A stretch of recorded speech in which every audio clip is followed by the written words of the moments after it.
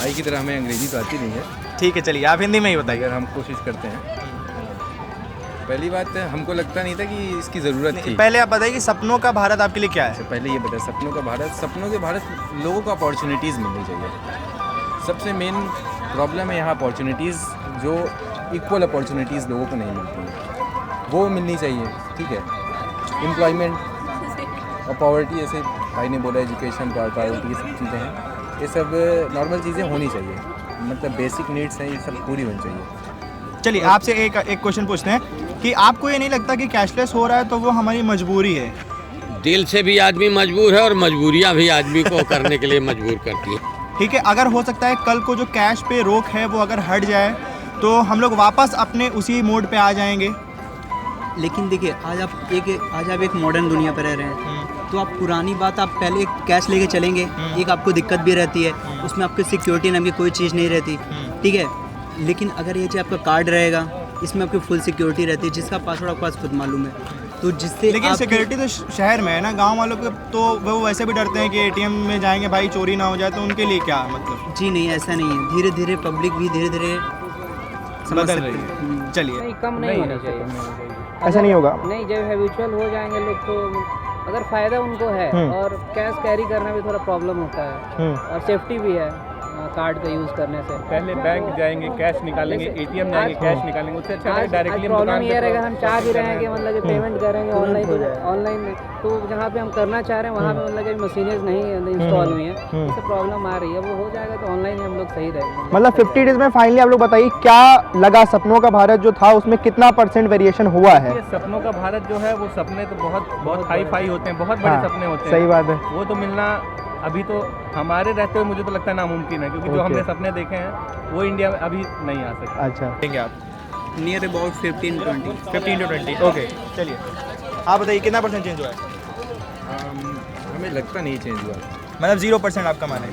अच्छा, चलिए 25-30% तो सुधार आया है। 25% हुआ, यानी कि अभी 50 दिन में 50 दिन में, और हम अगर 50 दिन में 25-30% सुधार हो सकता है, तो हो सकता है कि हम सुधर जाएं। सजेशन ये है कि इस चीज़ को बैलेंस करें और मार्केट में जो है जल्दी से जल्दी जितना ज़्यादा कैश हो सकता है वो अवेलेबल करा दें, और सबसे ज़्यादा कोशिश करें कि उन लोग को प्रॉब्लम ना हो जो इलिटरेट है, क्योंकि आप लोग ऐसे सिचुएशन में क्या होता है, लोग पहले अपना करना चाहते हैं, दूसरे की हेल्प नहीं करते। अब जो बेचारे लिटरेट हैं वो कहाँ से, उनको कुछ समझ ही नहीं आता प्रोसीजर क्या, कैसे क्या होगा, तो उनके लिए कुछ अलग से कुछ बनाए जिसकी वजह से उनको कोई फैसिलिटेट किया जाए कायदे से, उनकी प्रॉब्लम सॉल्व हो। चलिए ठीक है। चौराहे का है, ये चौराहा बंद होना चाहिए। ये चौराहा जिस दिन बंद हो गया उस दिन सब सही हो जाएगा। चलिए ठीक है।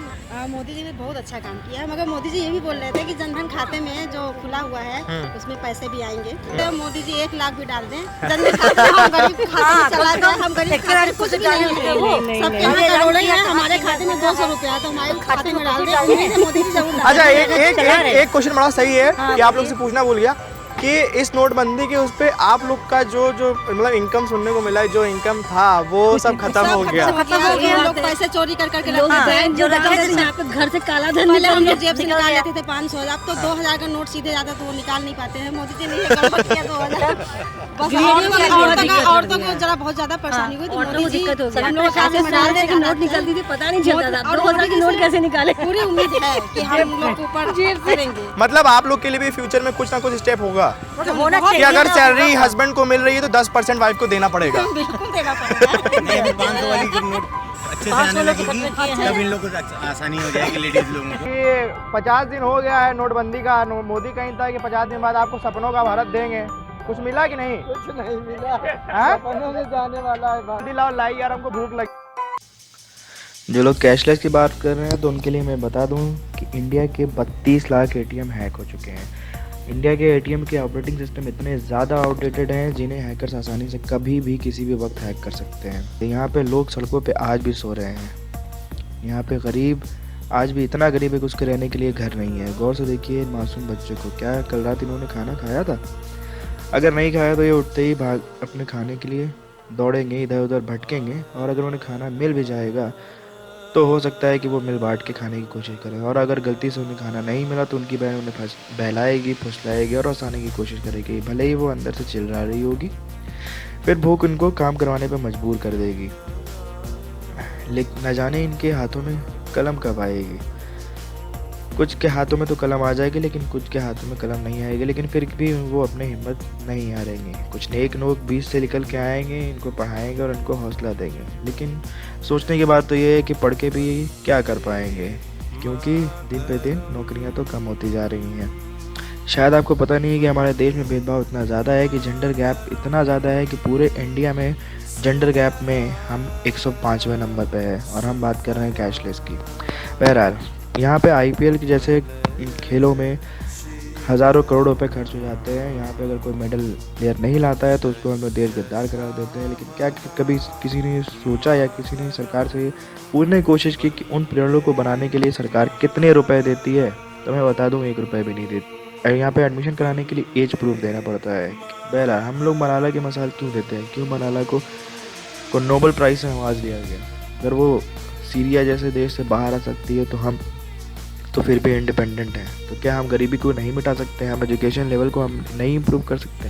लेकिन आपको मैं बता दूं कि इंडिया अपने GDP का सिर्फ 0.1% या 0.29% ही खर्च करती है एजुकेशन पर, और हम बात कर रहे हैं कैशलेस की। यहाँ पे गंगा अभियान को लेके यहाँ पे हज़ारों करोड़ों लाखों करोड़ रुपए खर्च कर दिए जाते हैं, और यहाँ पे एक पन्नी तक नहीं हटा जाती है। और हम बात कर रहे हैं कैशलेस की, जहाँ पे झोपड़पट्टियाँ बढ़ती जा रही हैं और बिल्डिंगें बनती जा रही हैं, और हम बात कर रहे हैं अभी भी कैशलेस होने की। अभी भी हम आँख बंद करके सब कुछ सुने चले जा रहे हैं। तो एक दिन ड्रीम इंडिया हमारा ज़रूर बनेगा, एक दिन हमें सपनों का भारत ज़रूर मिलेगा, लेकिन तब मिलेगा जब हमें अपनी आंखें खोलनी पड़ेगी, जब हम धर्म के नाम पे लड़ेंगे नहीं, जब हम किसी भी डिसीजन को आँख बंद करके नहीं मानेंगे, उसके ऊपर हम रिसर्च करेंगे, और अगर वो सही होगा तो हम उसके साथ रहेंगे, और अगर नहीं सही होगा तो हम एक साथ उसके खिलाफ लड़ेंगे। तो वो दिन होगा हमारे सपनों का भारत का।